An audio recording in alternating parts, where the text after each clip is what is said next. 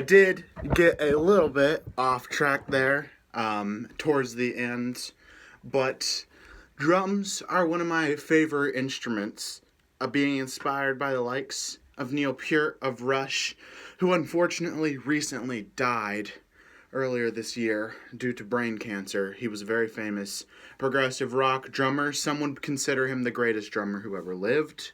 I love that band, specifically because of what you can do with drums and how they operate within the context of music itself. The way drums work is mainly centered around the reverberation of the drums themselves. Now, like all musical instruments, they're centered around small vibrations, of course. And the way the drum operates is very interesting because with a guitar, you pluck the strings and the strings vibrate, and you play different notes and at different frequencies, and that's what you get. But what sets drums apart is depending on how the drum set is set up, every single different drum works differently. For example, the snare drum right here.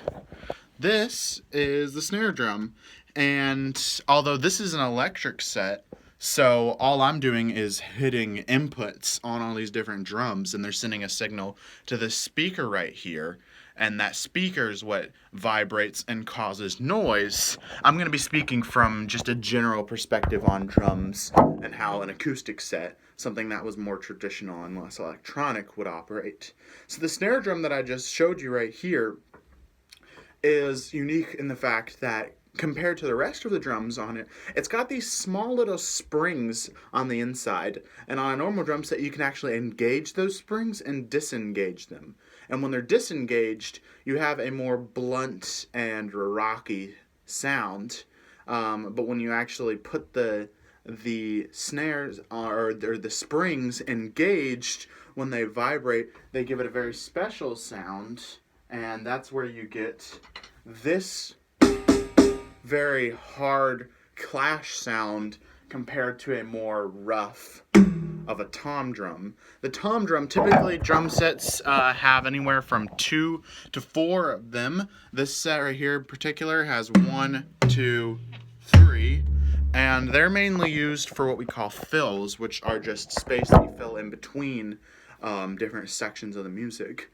And they're the most simple of the drums on a kit. They are just a stretched membrane, a small piece of plastic that is stretched over a circumference, and depending on the stretchage, I guess, if you will, of that membrane over the circumference of a circle, you get different frequencies. And so typically you'd see them going from smaller to bigger to bigger to bigger as you go down. And that's how you get different pitches, because the stretched membranes produce a different frequency. And then finally you have the cymbals, which are, they're really important.